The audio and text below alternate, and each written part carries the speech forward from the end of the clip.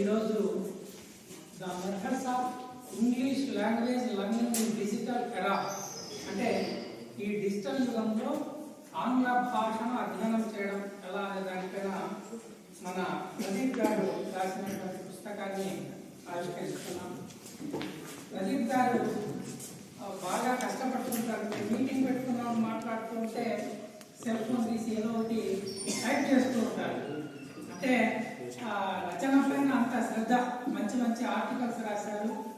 ఇంకా మంచి ఉత్తమ ఉపాధ్యాయుడిగా అవార్డులు కూడా పొందారు. ఆయన రాసినటువంటి ఆ పుస్తకాన్ని ఈరోజు ఆవిష్కరిస్తున్నాం.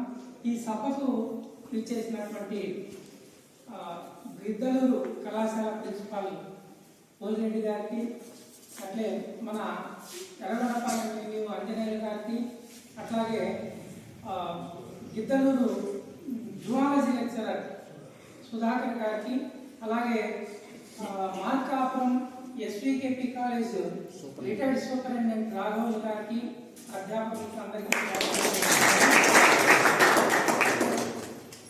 ఒకప్పుడు అధ్యయనం చేయాలంటే పుస్తకం మాత్రమే.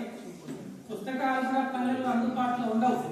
పుస్తకాలు గ్రామర్ పుస్తకాలు కావాలంటే పట్టణానికి పోయి తీసుకొని రావాలి, దొరకడం కష్టం ఆ కాలంలో. ఇప్పుడైతే అన్ని చోట్ల పుస్తకాలు దొరుకుతున్నాయి. అటువంటి పరిస్థితుల్లో అధ్యాపకులు చెప్తే రాసుకొని నోట్ చేసుకొని నేర్చుకోవాల్సిందే తప్ప ఇంకా వేరే అవకాశం లేవు.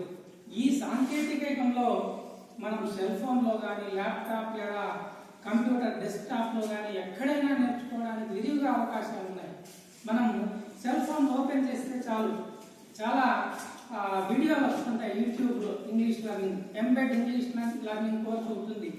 ఎంబెడ్ యాప్ ఉంది ఒకటి, ఆయన కూడా గౌరీశంకర్ గారు చాలా బాగా చక్కగా చెప్తారు. ఇంకా అనేక మంది ఇంగ్లీష్ నేర్పిస్తున్నారు. ఆన్లైన్లో మనం చదువుకోవచ్చు. ప్రదీప్ గారు ఈ పుస్తకంలో ఎలా ఎలా నేర్చుకోవచ్చునో